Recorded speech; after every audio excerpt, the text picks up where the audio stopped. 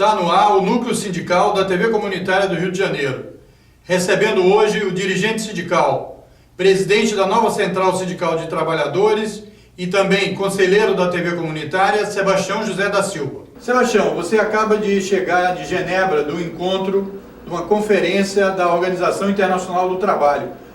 Você participou da delegação brasileira. Fala para os nossos telespectadores qual o objetivo desse encontro, quem lá esteve e quais foram os debates. Bem, primeiro é um prazer estar aqui, né? Salvar nosso telespectador, é um prazer estar aqui na TV, fazer parte dessa nova gestão e trazer ao conhecimento dos nossos telespectadores como é que anda o mundo do trabalho aí fora, né? Nós tivemos de 29 do último mês ao dia 10 agora de junho, um encontro mundial em Genebra, a 105ª Confederação Internacional do Trabalho, na ONU. Estiveram presentes lá 181 países que são membros da OIT, discutindo alguns temas de grande relevância. Nós tivemos a honra de participar como delegado da delegação brasileira, representando a nova central, mas também todos os trabalhadores do nosso país, uma delegação tripartite, composta por membros do empresariado, porque a ONU tem esse princípio do tripartismo. Então, a bancada é composta por empregadores, trabalhadores e governo. Então, nós tivemos esses 15 dias de muito debate, muito trabalho, e podemos observar que, por mais que o movimento sindical no Brasil questione a nossa legislação, etc., nós, no que diz respeito à nossa participação nesse debate, o Brasil tem uma posição de vanguarda nos direitos dos trabalhadores em relação a outros países do mundo. Infelizmente. Não, pode ser. Agora me fale um pouquinho o seguinte. Primeiro, do ponto de vista da situação, dos informes que você ouviu lá dos trabalhadores, do debate, a situação mundial, da economia mundial, que teve aquela crise profunda em 2008, etc., como é que andam os países com relação ao desemprego, à situação dos trabalhadores? A pauta, eu diria que a pauta que foi debatida na ONU durante esse período mais ou menos a pauta que está sendo debatida no Brasil. Há uma mudança de paradigma nas relações de trabalho no mundo todo, com a crise da Europa, a França, com crise de reformas, assim como a gente também tem essa ameaça aqui no Brasil, mas a gente observa que há uma mudança radical nas relações de trabalho, né?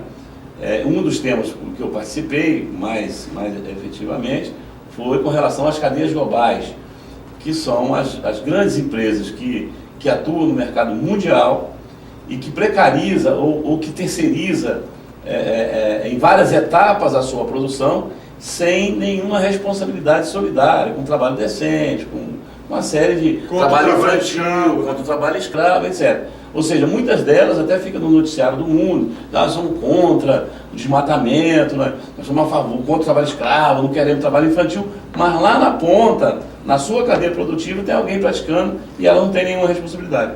Então, a importância do tema que a gente teve a honra de participar lá em Genebra diz respeito ao seguinte: como a gente discutir uma legislação que possa ser aplicada no mundo, em que essas grandes cadeias de produção possam ser responsáveis por toda a cadeia, né?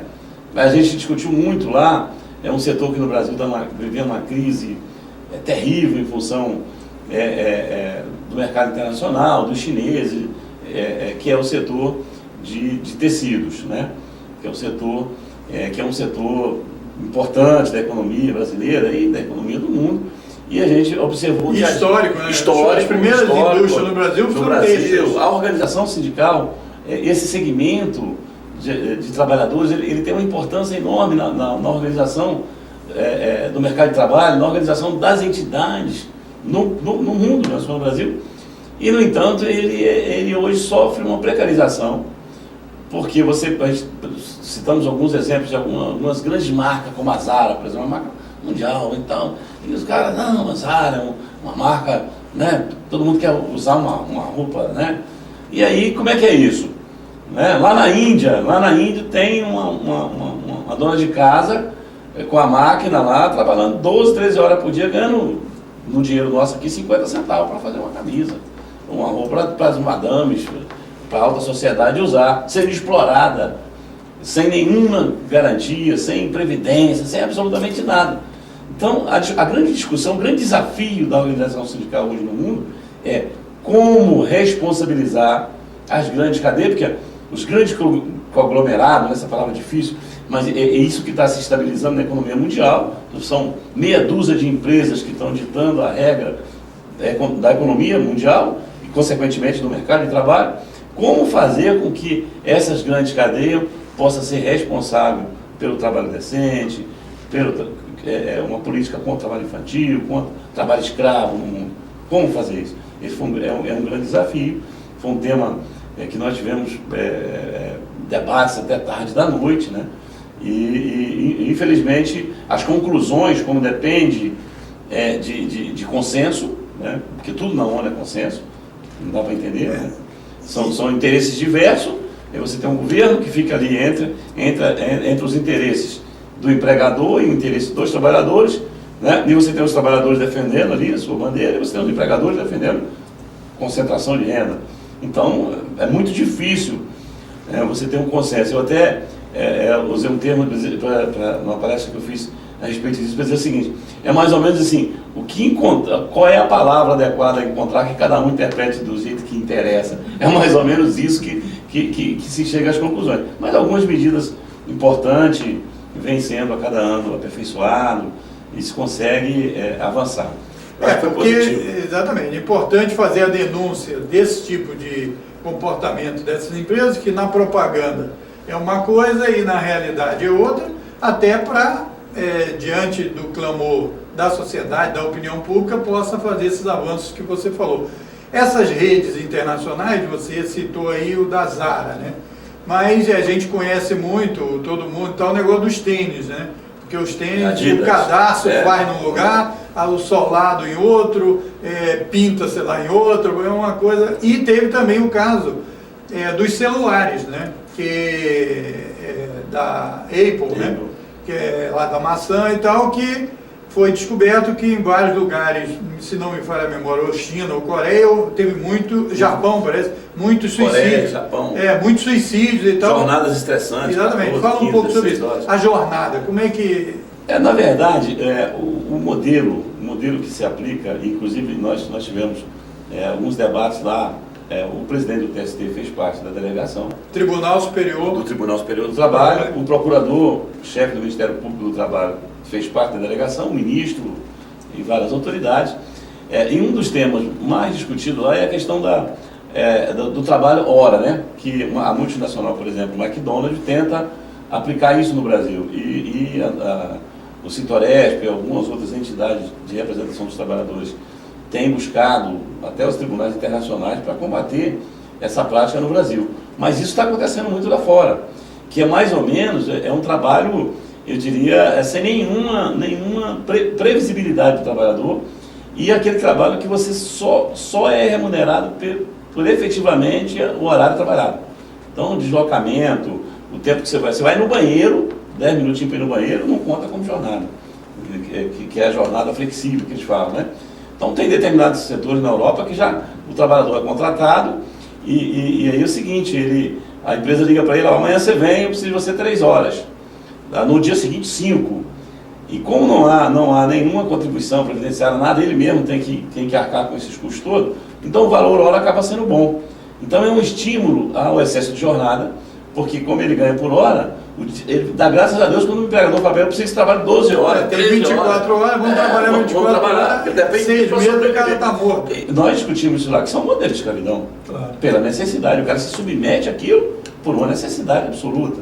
Então, o regramento jurídico precisa definir jornada, porque sem uma jornada decente, não tem como falar em trabalho decente. Se eu falar em trabalho decente, o cara trabalha 12, 13, 14 horas por dia, que trabalho decente é esse? Isso é discurso, não podemos concordar com isso. Então, de certa forma, a gente está resistindo, né? Apesar das ameaças que estão vindo por aí, com a reforma de previdência, uma série de coisas, pela crise que o país está passando, a gente também temos que nos preparar, e a gente fez um debate depois na bancada dos trabalhadores, lá mesmo, de que o Brasil tem que ter unidade na sua representação dos trabalhadores para evitar que esse tipo de de coisas cheguem aqui e se efetivem. Inclusive, isso eu quero mais no outra parte da nossa entrevista falar, que é a terceirização, né? Inclusive do debate da terceirização no Brasil. Mas ainda ficando lá em Genebra, o que você falaria da representação dos trabalhadores? Porque a gente conhece aqui o trabalho dos sindicatos no país e tal. Como é que você analisa, você que é um experiente dirigente sindical, a participação das lideranças sindicais no evento? Que país se destacou mais? O que você viu de importante para nos falar? Bom, a primeira questão que a gente observou é que todos os países participam, mas a efetividade de admissibilidade jurídica das normas contidas na OIT, o Brasil é um dos países que mais aplicam a legislação, que mais ratificou e que aplicou as normas, né? Porque, para você telespectador ter uma ideia como funciona, uma norma da OIT que é recepcionada pelo Brasil, ela tem força de lei, inclusive superior às leis nossas, porque é uma lei internacional. Então, alguns precedentes que são, por nós, pela nossa legislação recepcionado, o país tem a obrigação de cumprir. Tanto é que nós temos uma denúncia que estávamos em negociação e reafirmamos a denúncia ao presidente da OIT no encerramento do evento esse ano, por prosseguimento da denúncia por intervenção do Ministério Público e do governo da Organização Sindical Brasileira. Pelo descumprimento da resolução 151 da OIT, que é o direito à negociação coletiva e ao direito à organização sindical para os servidores públicos, que o governo brasileiro recepcionou, mas não cumpre. Então há um descumprimento da legislação. Então a gente observa que, mesmo com essa fragilidade, o Brasil é um dos países que mais cumpre as normas da OIT. Nós temos mais de 20 precedentes da OIT recepcionados pela legislação brasileira, enquanto os Estados Unidos têm 6, que é a maior economia do mundo. A China tem 11. Ou seja, as grandes potências participam, então, em todos os debates, influenciam, e eu percebi que a influência dos americanos, por exemplo, em todos os temas que estavam sendo debatidos, e principalmente da bancada do governo, era uma influência muito efetiva, muito forte, e eles são signatários de 6 convenções, enquanto o Brasil é de 19. Então tem esse paradigma, ou seja, quem mais influencia nas decisões é quem menos cumpre as decisões que eles mesmos influenciam. Então tem esses paradigmas que deu para a gente observar, como Maria Primeira Viagem, que foi a primeira vez que eu participei desse grande evento, é o maior evento mundial de organização tripartite do planeta, mas já deu para perceber que o discurso é uma coisa e a prática é outra. É importante esclarecer. E não é só aqui no Brasil. E é importante esclarecer sobre quando o Sebastião fala de que o Brasil recepcionou uma legislação discutida internacionalmente, de consenso. Isso quer dizer, isso passa pelo Congresso Nacional, é aprovado no Congresso, na Câmara, no Senado, e é promulgado pelo presidente da República como se fosse uma lei. Só que ao invés de ter a discussão toda que tem normalmente quando se constrói uma lei, aquilo já vem pronto internacionalmente e o Brasil decide se aceita ou não. Então, tem força de lei, como disse Sebastião, porque é aprovado no Congresso Nacional e segue a Constituição brasileira. Eu lembro, Sebastião, não sei se você lembra, de não sei qual é o número dessa resolução da OIT, que houve uma polêmica com relação, que foi recepcionada pelo Congresso, pelo Senado, no governo Fernando Henrique, foi promulgada e depois houve um revertério aí. Eu não me lembro exatamente qual foi, mas ela foi, acho que é um 58. Ela foi denunciada, porque pode também o país recepciona, aprova, mas depois decide denunciá-la. A partir do momento que ele denuncia, ele já passa voltando atrás, a não ter a obrigatoriedade de cumprir. Então houve uma resolução da OIT que foi recepcionada pelo governo brasileiro, na época do governo Fernando Henrique, que posteriormente foi denunciada. Mas parece que não houve o retorno ao Congresso para ratificar. Ainda não houve o retorno para ratificar a denúncia e tal, e portanto é uma coisa que está em suspenso. Agora, especificamente as lideranças, que é isso que eu queria dizer, porque em geral nesses encontros, que são muito intensos, né, os debates, etc., tem aqueles encontros paralelos só de trabalhadores, etc. Houve algum que você participasse? Não, a organização lá é mais ou menos o seguinte: você tem os temas, que estão pautados nas comissões. Foram 4 comissões, uma que é a comissão de normas, que é exatamente a comissão que avalia os países que são denunciados por não cumprir, terem recepcionado e não terem cumprido determinada norma. Então nós tivemos 34 países que tiveram, que foram denunciados e foram lá se defender, e houve todo o debate durante esse período de descumprimento, alguns da 87, a organização, o uso da negociação coletiva, vários temas. Mas todo dia... Então o Brasil foi denunciado aí? Não. A denúncia do Brasil, Ainda não. a denúncia do Brasil foi feita há 2 anos atrás pelas centrais. Na convenção do ano passado, se criou um grupo de partidos para tentar resolver internamente, sem submeter a apreciação da OIT. Esse grupo foi desfeito no governo Dilma, não conseguiu ter êxito, e nós reafirmamos de novo a denúncia. Então, provavelmente, o ano que vem isso vai estar na pauta. Vai para o debate. Vai para o debate. Agora, com relação às bancadas, funciona o seguinte: todo dia, antes de começar, as sessões começam às 10 horas, todos os dias, 10 horas, 100 horas para terminar. Teve dia que a gente foi até tarde da noite. Você tem em um auditório uma discussão, um debate dos trabalhadores, porque é onde a gente faz uma avaliação da evolução de cada tema em cada comissão, todos juntos. A idade de cada um sai para a sua. Então, todo dia tem reunião da bancada dos trabalhadores para discutir os avanços que aconteceu no dia anterior e traçar as estratégias da discussão naquele dia, porque as discussões elas são intensas, porque você vai para um debate com o governo e com os empresários no mesmo ambiente. Então, quando termina aquele debate, no dia seguinte você reúne todos os trabalhadores e fala: como é que foi na sua comissão, como é que foi? Avançamos aqui, temos que recuar, temos que compor, o governo impôs isso, o empresariado impôs isso, é melhor. Então, essa estratégia ela é traçada conjuntamente, e eu acho que foi um fato que eu aprendi muito, muito positivo. Agora, vamos falar se você notou a presença feminina, que é um tema importante que tem que tomar no debate, que é a participação da mulher, né, na sociedade, em todos os segmentos.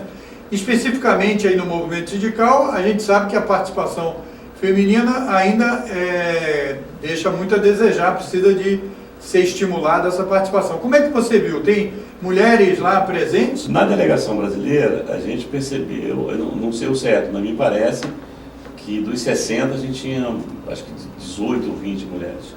Um terço. Quase um terço. Algumas delegações da Índia, por exemplo, me surpreendeu muita mulher. Mas, no geral, eu acho que manteve-se a média do Brasil, chegou um terço no geral.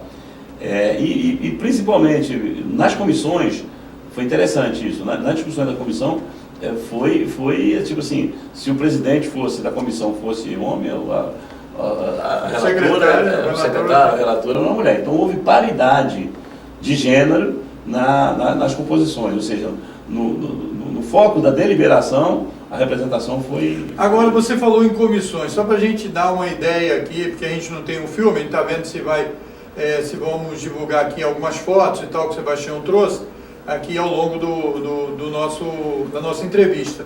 Mas a gente imagina a ONU, aquelas que passam na televisão que a gente vê, né? Aí o presidente do Brasil sempre abre a conferência, então todo mundo está reunido no mesmo plenário e tal. Você falou em comissões. Existem comissões que são a divisão do plenário em várias salas, e existe a plenária de todo mundo junto, e aí trabalhadores também usaram da palavra, são muitos. Nós tivemos 2 grandes plenárias, que foi a plenária de abertura e a plenária de encerramento do evento. O total de participantes, assim, para ter uma ideia, é o quê? Cerca de 6 mil participantes. 6 mil pessoas reunidas? 6 mil. São 182 países que estavam presentes. Cerca de 6 mil pessoas. Na verdade, você teve 2 plenárias tripartite, enormes, que foi a plenária da abertura e a plenária do encerramento. E a gente teve depois mais 5 grandes plenárias, que foram as plenárias que falaram os ministros de Estado, de todos os estados, foi dividido, né? Então, tipo, 20 países falavam cada dia, né? Então as delegações compareciam naqueles países, onde falava o representante do governo, que geralmente o ministro, o representante da bancada dos trabalhadores e o representante da bancada patronal. Então, todas as plenárias, na sua composição, era tipo tripartite, e a condução do trabalho também tripartite. Então, nós tivemos 2 grandes plenárias, como eu disse, e todos os dias tinham plenárias onde determinada quantidade de ministros, primeiros-ministros, de trabalho dos países faziam a exposição no universo maior do que nas comissões. Agora, eu queria saber o seguinte, quando a gente conversa com amigos, com as pessoas e tal, nós vamos viajar para um encontro internacional e tal, em geral o pessoal, isso aí é uma moleza, né? Você participa aí de um ou outro debate, deixa de participar de outros e é uma viagem de turismo, etc. Tal. Qual a intensidade dos debates? Que deu para visitar a Europa, ir para outros lugares, etc. É bom esclarecer isso, porque, como a gente sabe que a mídia, aqui é a TV comunitária, mas a mídia comercial procura sempre desgastar os sindicatos, faz movimentos contra as greves e tal. Então é importante também esclarecer quem pagou as despesas da delegação brasileira e como é que foi a intensidade disso. Deu para fugir um pouco do evento? Bem, primeiro que você tem no evento as pessoas que vão oficialmente como representantes do governo, dos trabalhadores, dos empregadores, que é como se o debate gira em torno deles, eles têm tema para debater, como foi o meu caso. Então, na verdade, você tem os assistentes, né? Então você tem 5 ou 6 técnicos, assistentes, tradutores, etc. Um ou outro pode arrumar um jeitinho de dar uma fugidinha algumas horas, mas normalmente quem está oficialmente dificilmente consegue sair. Porque tem a presença também. Tem que registrar a presença nas reuniões. E que sai nos relatórios. Sai no relatório. Não, tem a lista de presença dos delegados dos países. Você imagina chegar no Brasil uma lista de presença do acompanhamento da Constituição, se é o meu nome lá, seria um absurdo. 10 sessões, você foi a duas. Tem que devolver o dinheiro. Seria um absurdo um negócio desse. Então, eu pelo menos participei de todas as sessões. Teve dia que a gente foi até às 10 da noite. Teve comissões que foi até mais tarde. Né? Porque não tem previsibilidade, você abre um debate com relação a um tema. Nós tivemos um debate lá, para você entender como é que funciona, de ficar 3 horas para discutir o capítulo.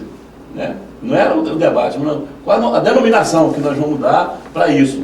Aí cada país sugeriu, isso levava 3 horas. E tem coisas que às vezes você acha que vai demorar muito, você resolve muito rápido. Então é um pouco imprevisível. Nós tivemos dias que a gente encerrou, teve um dia que a gente encerrou às 3 da tarde, teve outro dia que foi às 10h20 da noite. Ou seja, mas no geral a agenda é muito extensa, para não dizer que nós tivemos um final de semana, que teve uma sessão no sábado, que foi apenas da comissão. Até sábado? Sábado e domingo. Na penúltima semana, no último final de semana, eu consegui sair no sábado, porque foi a comissão de redação, que tinha que se reunir para apresentar o relatório na segunda-feira. Então no sábado e domingo ficou preso quem estava na comissão de redação. Eu, como fiquei fora da comissão de redação, não tenho um bom espanhol, nessa hora foi bom, porque lá a gente não tem a língua portuguesa, né? Só tem inglês e espanhol e uma outra lá. Então, na verdade, eles pegaram as pessoas que eram mais poliglotas para fazer parte da comissão de redação, e aí eu consegui ter um final de semana, um sábado e um domingo de folga, nesses 17 dias que eu passei lá. O restante não teve chance. Então, se alguns vão, deve ser, não fazem parte dessa delegação que realmente vai representando o país. Esses, os que foram, eu vi todos lá.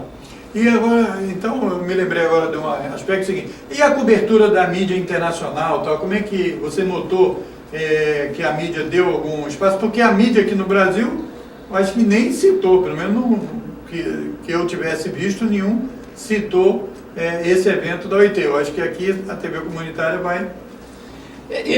Eu percebi, lá como aqui, que temas que diz respeito à organização do trabalho, a direitos, eles não despertam muito interesse da mídia. E é muito curioso isso, né? Porque todo mundo diz que tem que ter trabalho decente, que tem que ter remuneração decente, que tem que ter jornada decente. Entendeu? Mais ou menos todo mundo concorda, mas não pratica, mas não divulga, mas efetivamente não assume compromissos. Então, me parece que não é só a mídia brasileira, não. Eu acho que é no geral. Tinha imprensa? Tinha, mas era cada país fazendo a sua cobertura, né? Não teve um destaque na mídia internacional, eu diria, porque um evento desse teria que ter um destaque na mídia internacional. E isso, de lá eu não consegui perceber. Então, antes da gente passar para a agenda nacional, para a gente discutir um pouco a agenda política dos trabalhadores aí no Congresso, nós estamos numa ebulição política muito grande. Teria algum aspecto ainda desse evento internacional, das delegações, de debate, de alguma coisa curiosa ou importante que a gente não tratou aqui? Eu diria que, né, lamentavelmente, houve numa das plenárias, quando o ministro de Trabalho do Brasil foi fazer a sua exposição, houve uma manifestação da delegação brasileira, da Central Única dos Trabalhadores e da CTB, tiveram um apoio da Venezuela. Então foi uma cena ruim para o Brasil, no meu entendimento, porque foi no plenário geral da ONU. E aí tentaram, não deixaram o ministro falar, vaiar, e aí a segurança interviu, tiveram porque lá não pode ter manifestação, né? Então eles entraram assim com a roupa normal, mas por baixo tinha camiseta fora Temer, golpista, essas coisas. Quer dizer, ou seja, esse clima da disputa política que está no país, ele acabou acontecendo lá. Acabou acontecendo lá em algum momento. Que foi um registro meio que... Não achei que foi bom para nós, né? Mas aconteceu, o destaque, eu diria. Sim, uma coisa que... fugiu um pouco da rotina, mas é a disputa brasileira sendo internacionalizada. Agora, você avalia que a delegação brasileira, da delegação dos trabalhadores, tiveram uma intervenção suficiente, adequada e tal? Você avalia? Você é um estreante, como você disse, você é calouro aí nesse tipo de evento. Mas você acha que isso foi uma coisa que... Eu me surpreendi com a maturidade da delegação brasileira. Principalmente as representações das centrais. Porque mesmo tendo esse debate político, onde duas centrais se colocaram numa posição de dar visibilidade, não é que as outras centrais não tomaram posição, porque acharam que ali não era fórum para dar visibilidade nem ter essa discussão. Na verdade, a gente percebeu que, fora isso, quando se tratou de discutir os temas de interesse do Brasil, os trabalhadores ficaram unidos. Então isso eu observei com uma maturidade muito grande da delegação brasileira, inclusive dos companheiros da CUT, da CSB, deixaram muito claro, essa divergência é política, no que diz respeito aos direitos dos trabalhadores. Aqui nós vamos discutir o Brasil, aqui nós vamos discutir a Organização Sindical Brasileira, aqui nós vamos defender os trabalhadores brasileiros. E nisso houve unidade, houve maturidade, e eu fiquei surpreso com esse nível de organização, né? Foi a primeira vez que fui, mas eu fiquei surpreso com esse nível de organização da nossa delegação.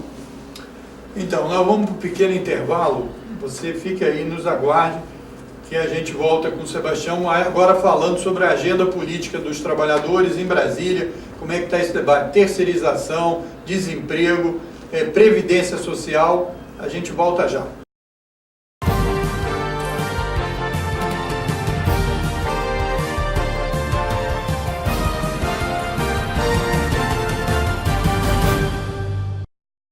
Sebastião, voltando aí do nosso intervalo, eu queria que você tratou do tema lá do encontro de Genebra da OIT, da Conferência Internacional da OIT, com 6 mil participantes, com a delegação brasileira tendo uma intervenção que você reputa como importante, madura, etc. Agora, eu queria que você tratar um pouco dos temas aqui do Brasil e dessa ebulição política que está ocorrendo, da mudança da economia, da crise econômica.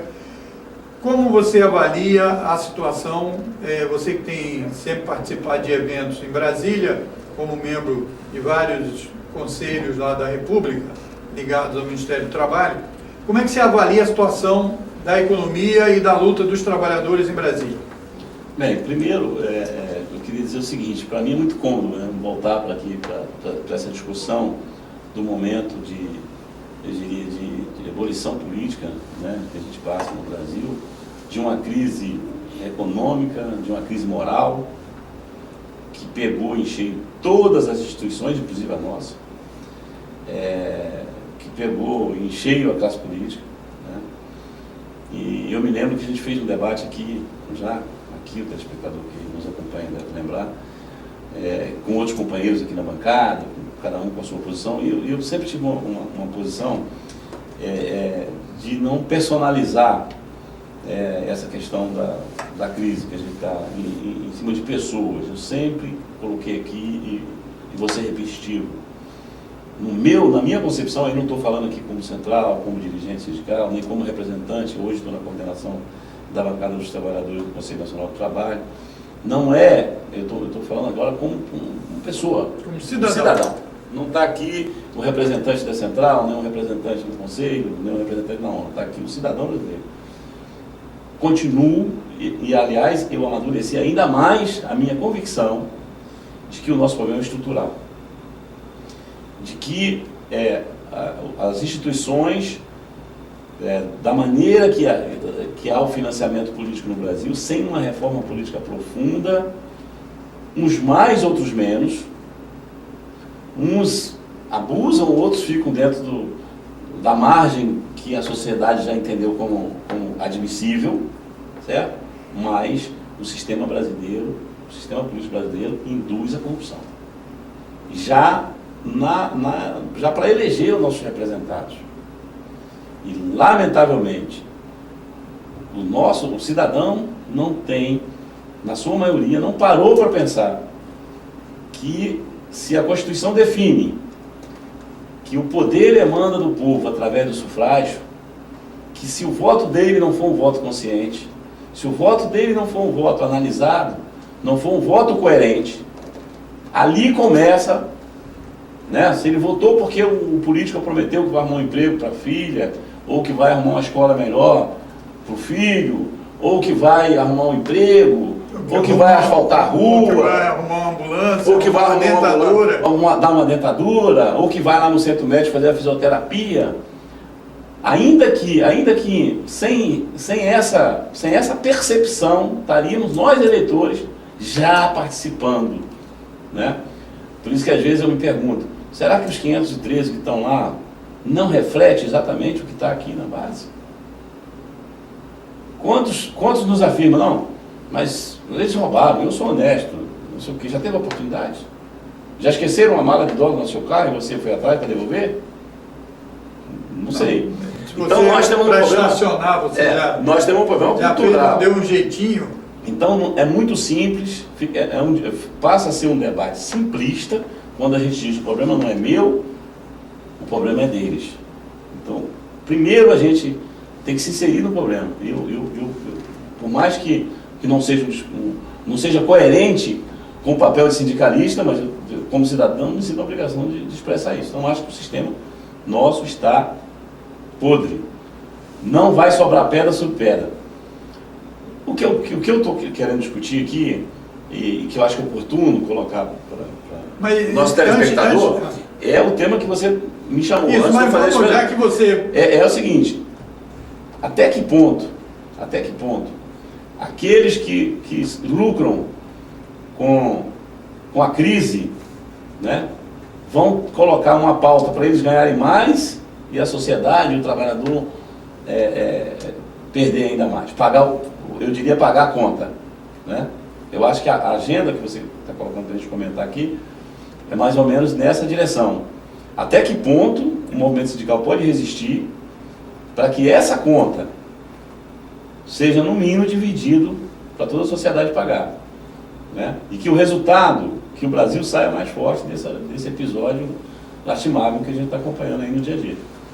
Então, já que você adentrou esse tema mais geral, você me permite aqui, sou obrigado a fazer um comentário e provocar você em algumas coisas antes da gente ir para esse tema que a gente tinha sugerido da agenda política dos trabalhadores, mas voltado às questões da legislação trabalhista em particular. Você fez uma denúncia aí geral de que a corrupção não é uma questão de um ou de outro, como você disse que já falou aqui em uma outra entrevista aqui na TV comunitária. E isso está claro, né? Porque antes se concentrou muito, principalmente no PT, etc.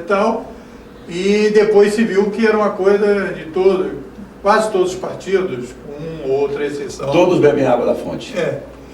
Agora, e você ainda foi mais amplo, né? Porque você fala sobre a corrupção de uma visão mais geral, e não especificamente da troca de favores ali com o servidor público, né? E você fala da sociedade, né? Porque no dia a dia, né, como é que a gente se comporta? No estacionamento, nisso, naquilo outro. Quando você precisa de alguma coisa, se você não aceita fazer uma coisa um pouquinho, um jeitinho diferente para conseguir aquele que é uma coisa que interessa a você e tal. Você levar um idoso para o banco só para poder entrar numa fila mais rápida e tal, etc. Agora, do ponto de vista eleitoral, porque é o seguinte, eu acho que é importante ter essa discussão geral que você levantou como cidadão, e eu queria então ouvir sua opinião. Por quê? O financiamento eleitoral em si, da eleição, está proibido o financiamento das empresas. Então, o financiamento é só pessoa física, porque as empresas não votam. Em tese, as empresas não teriam interesse direto numa eleição, porque eles não votam, certo? Eles não... A empresa é consequência de um agrupamento de pessoas e tal. Então, essa tese foi, o Supremo decidiu e não tem financiamento. E esse financiamento privado das campanhas eleitorais, agora o exemplo, eu queria que você comentasse o exemplo do Eduardo Cunha, por exemplo. Eduardo Cunha, tudo indica que ele financiou, parece que até 50 deputados.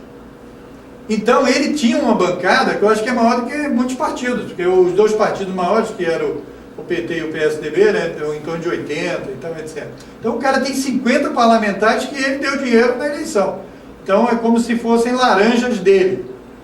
E o próprio Eduardo Cunha é o que está patrocinando, vamos dizer, a questão da aprovação, pelo menos na Câmara já foi aprovada, a terceirização selvagem, que é a terceirização nas atividades fins das empresas. As atividades fins das empresas. Metalúrgico e tal. Atividade fim. Então, e outras medidas, atividade fim, e outras medidas que a mudança na Previdência que estão gerando e tal. Você não acha que essa questão que você chama de, você usou um termo bem pesado aí sobre, está tudo meio podre, isso repercute ainda mais contra os trabalhadores, não? Bem, foi importante aí você fazer para a gente compreender e tentar centrar mais aqui uma opinião. Na verdade, o que eu disse foi que o sistema conduz a esse procedimento. O sistema político brasileiro de financiamento de campanha, de coligações partidárias, de tempo de televisão, de fundo partidário, comunga para um grande arranjo. E que a sociedade, no momento de denuncismo, no momento de lava-jato, etc., a sociedade reage como se ela estivesse surpresa. Como se nós estivéssemos surpresos. Na verdade, todos sabem. Todos sabiam que o dinheiro das campanhas eleitorais vinha das empreiteiras. Todos sabiam. Todos. E todos nós, por mais inocentes que queiramos ser, sabemos que empresário não dá dinheiro a ninguém. Se não tiver retorno. Então ele faz investimento. E quero eu crer, quero você que está nos assistindo possa compreender que esse investimento dele tem que ter lucro. Porque o mercado de capitais já é um indutor de quem tem muito dinheiro aplicar. Emprestar para os governos paga muito. Então, para o cara não aplicar, não emprestar para o governo e financiar uma campanha, é porque ele vai ter mais do que essas outras duas alternativas. Então, veja, qual a surpresa que nós... Eu queria saber, você que está nos assistindo, qual é a surpresa de saber que o financiamento de políticos no Brasil vem desse mesma fonte. Uns bebem mais, outros bebem menos. O que a gente pode dizer é que nós temos alguns políticos, Moisés, que têm trabalho. Nós temos jornalistas, nós temos sindicalistas, nós temos até grandes empresários que tiveram alguma inserção na sociedade, ou numa camada da sociedade, ou em parte da sociedade, antes até de se tornar político. Então, o que a gente chama, aquele já é um nome viável, aquele vai gastar menos. E nós temos os políticos profissionais produzidos por essa política. Eles já são fruto dessa política. E o Eduardo Cunha é um desses. Então, Diferente de outros, que eu não quero citar nome, vou falar, ficar no Eduardo, que você citou, mas a gente tem outros parlamentares que têm uma trajetória bem diferente da do Eduardo, mas que num determinado momento disse, olha, eu estou precisando aqui de 200 mil para minha campanha, de 100 mil, quem pode dar? Vai no amigo fulano e tal, que está no cargo tal, que pode. E na verdade ele não sabe nem de onde veio, agora dizer, não, mas ele sabia, também não é justo. Porque eu peço um dinheiro para você, por exemplo, que é um exemplo muito claro aqui, para a gente fazer um raciocínio. Eu chego e eu estou precisando de 10 mil. Aí você chega aqui na TV comunitária, você é diretor aqui e fala, não, vamos tirar 10 mil aqui e dá para o Sebastião. Deixou de fazer uma coisa mais importante para a TV para me dar para a campanha. Eu não estou sabendo. Eu te pedi 10 mil, tu me arrumou. Aí amanhã a história, não, tem um rombo de 10 mil na TV comunitária. O político tem que perder o mandato porque foi eleito com dinheiro da TV comunitária. Você que aceita onde você me arrumou o dinheiro. Ou seja, nem tudo é assim também. Mas que a fonte, quando eu disse, uns bebem da fonte com a água suja, outros bebem com a fonte com a água limpa, uns bebem mais, outros bebem menos, mas todos bebem da água da mesma fonte. Então, a perspectiva que a gente tem é que o Brasil saia maior disso. Eu, pelo menos, estou pensando nisso. O Brasil saia maior disso.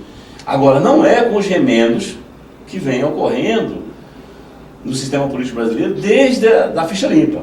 Porque o que aconteceu? Tem o primeiro escândalo. Aí saiu todo mundo, colhe a assinatura, ficha limpa. Agora não pode mais ser candidato, etc. Foi um avanço, mas muito pequeno para o tamanho da estrutura que está aí há muitos anos. Aí agora tem uma outra iniciativa do Ministério Público, com as 10 propostas, com as 10 medidas. O próprio Supremo já decidiu que não pode mais ter financiamento de campanha, e etc. Privado. Privado, ou seja, está se encontrando, está tentando, eu diria, como se fosse um garrote, não está se curando a ferida, está se fazendo um curativo ali, ela vai abrindo outro lugar.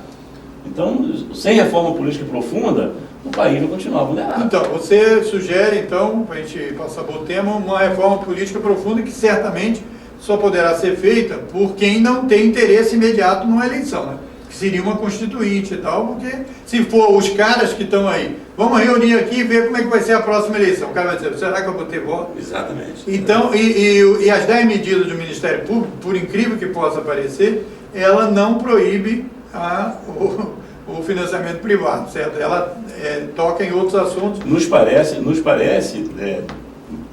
na atual circunstância, o caminho mais correto, até porque essas medidas elas se encaixam, elas não alteram de certa forma o ordenamento jurídico, elas simplesmente disciplinam. E criminaliza mais. A gente ficar dando opinião aqui, sem conhecimento técnico, também é muito complicado. Então eu quero crer que aquelas 10 medidas sejam... Eu acho que as 10 medidas são excelentes. Eu, pelo menos, pessoalmente, também acho. Aprovo. Agora, eu acho que tinha que incluir um reforço, porque é o seguinte, já se discute no Congresso, você que está sempre em Brasília sabe, para voltar o financiamento privado por uma lei, certo? Já discute isso. Eu entendo que o Supremo, ao tomar aquela decisão, ele considerou inconstitucional. Então, se não mudar a Constituição... Não pode. Não pode. Agora, vamos aproveitar esse tempo ainda que nós temos aqui para falar, pelo menos, de 3 assuntos aqui. Primeiro, desemprego. Como é que você está analisando a situação da crise e tal, e negociações que estão sendo discutidas em Brasília? Depois eu vou perguntar, não preciso responder agora, a Previdência e a questão da terceirização. Mas o desemprego, o que você pode nos falar? Bom, a gente teve, antes de viajar, no mês de maio, na segunda quinzena de maio, nós tivemos um encontro em Brasília, inclusive promovido pelo Escritório da OIT do Brasil, também um debate sobre a situação econômica e política do país. E lá tiveram economistas que a gente considera uma visão mais à esquerda, mais pró-trabalhador, e nós tivemos economistas mais à direita, mais pró-capital. Mas ambos, nós tivemos 4 ou 5 que fizeram uma palestra para nós, e nós observamos que num ponto eles foram unânimes, de que naquela oportunidade o desemprego chegava a 10, agora já passou de 11, foi no início de maio, mas eles fizeram uma avaliação de que é como se o Brasil tivesse numa trajetória de queda, mas que essa queda já estivesse chegando aqui no fundo do poço, mas o fundo do poço não sobe de imediato, ele vai ter uma planície aqui embaixo para depois começar a subir. Então, se houver, segundo a avaliação deles, se houver uma estabilidade política com viés econômico, talvez na primeira quinzena a gente consiga sair desse fosso. Mas as perspectivas é que nós chegaremos no mês de novembro com 14% de desemprego, supera os 15 milhões de pessoas desempregadas. É um caos absoluto, total. Com relação à reação que a gente espera, é que com a crise política, quem poderia ser, e com a crise também dos governos estaduais, municipais e federais, ou seja, há uma falência institucional. Se essa crise fosse só de mercado e o governo tivesse uma estabilidade econômica, uma estabilidade política, ele podia alavancar mais de imediato com alguns investimentos em infraestrutura, portos, aeroportos, etc. Ele poderia alavancar mais rápido a economia, independente de que governo. Estamos falando de uma teoria de melhora. Mas não é o caso. Os estados e os municípios, etc., estão todos eles também, eles não podem fomentar o crescimento da economia. Então, lamentavelmente, o que nós estamos vivendo no Brasil nesse momento é um caos total. Nós temos sindicatos fechando convenção coletiva com a metade da inflação, sem reposição de inflação. Muitos deles com promessa de manutenção de empregos, que a gente sabe que não vai ser cumprido. É uma situação, para você ter uma ideia, o Rio de Janeiro, na minha avaliação, o nosso estado é em pior situação. Nós já temos no Rio de Janeiro quase 1 milhão de desempregados e vamos ultrapassar essa média com o fim das obras das Olimpíadas. Ou seja, se a gente não tiver até setembro uma sinalização de crescimento da economia, o nosso estado vai mergulhar numa crise profunda. Então, é uma situação um pouco estarrecedora, porque você não tem segurança nem de quem vai estar no governo amanhã. Né? Se o Senado referenda, se não referenda, esse governo, todas as suas decisões, de certa forma, é um governo interino. Por isso que a gente está numa expectativa que essa pauta, esses encaminhamentos que foram feitos por esse governo ao Congresso Nacional de alterações de legislação, principalmente no que diz respeito à Previdência, nós achamos que não é momento de discutir isso. Não? Temos que,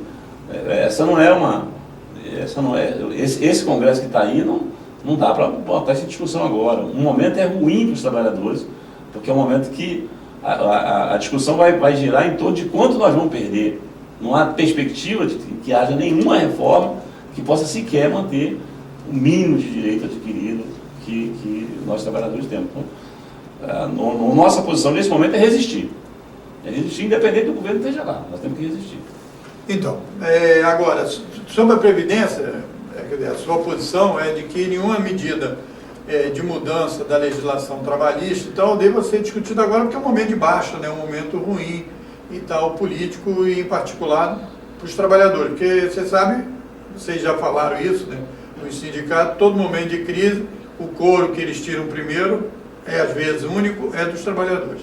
Agora, sobre a Previdência, porque a Previdência ela é um pouco mais ampla, né, a discussão da Previdência, do que só momentos de crise, por mais que no momento de crise fica mais evidente. Então, é importante para esclarecer, porque a gente já divulgou, né, quer dizer, já teve debate na Nova Central, já divulgamos em jornais, revistas, etc., de que a compreensão da crise da Previdência é uma compreensão incorreta sobre o que a Constituição garante de financiamento da Previdência, né? Quer dizer, a Previdência está no meio do conjunto das questões ligadas à saúde, etc.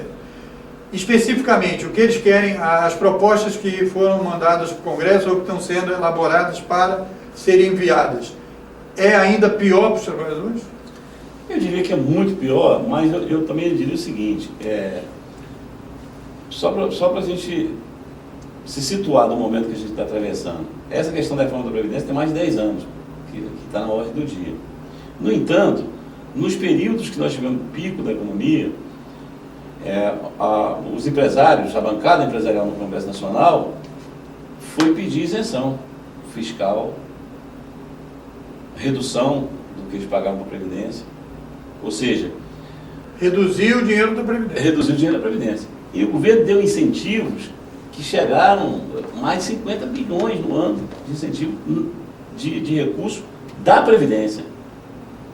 Ou seja, aquele era o momento da gente discutir, então, que a Previdência está com caixa bom, não, então se está com caixa bom, agora vamos desonerar a contribuição para a Previdência, jogar o déficit mais alto ainda para depois vir com essa discussão. Depois usar o déficit para... Então, na minha avaliação, a Previdência tem um discurso que eu acho que a população talvez não consiga se pontuar muita divergência na sociedade com relação mas realmente a pessoa se aposenta com 50 anos, está vivendo 80, aí não dá para trabalhar. Você uma vez falou comigo, mas o cara começou a trabalhar com 12.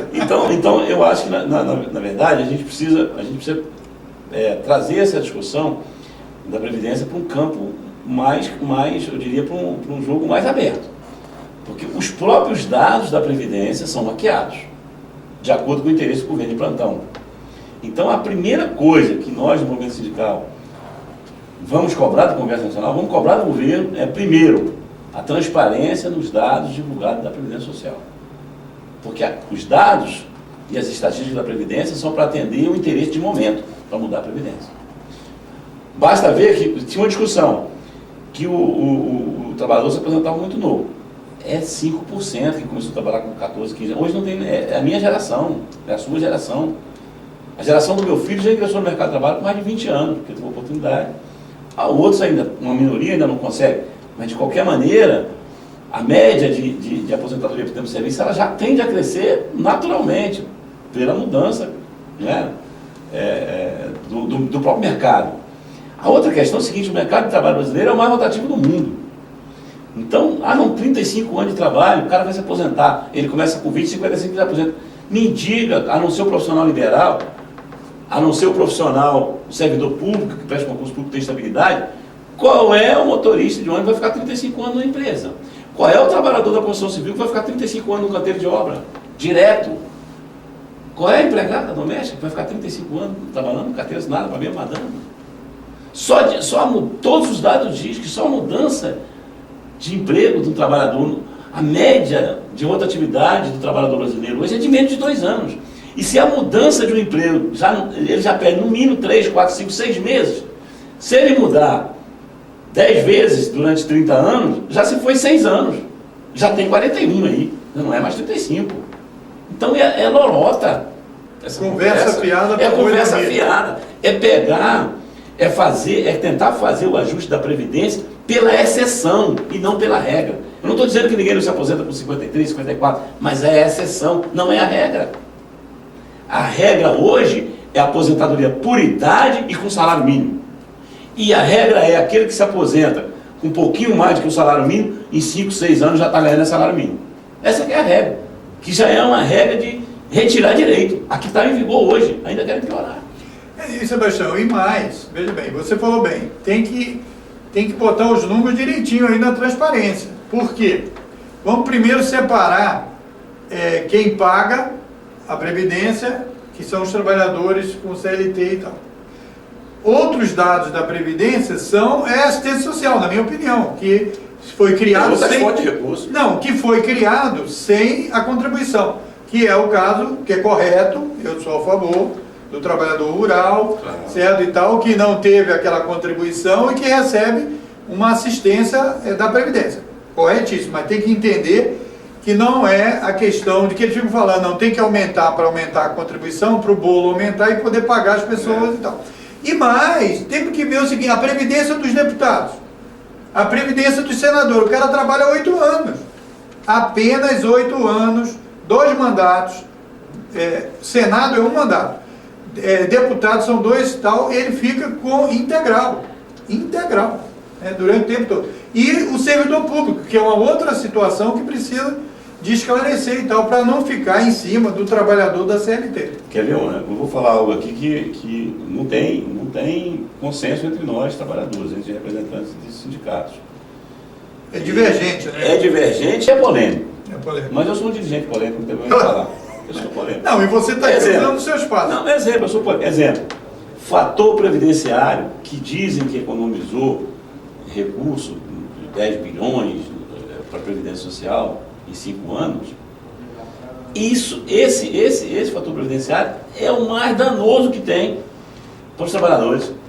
Porque o cara com medo de ficar desempregado, ele vai lá e tinha direito de se aposentar com 1.000, ele se aposenta com 600, por exemplo, aí perde 40% pro resto da vida.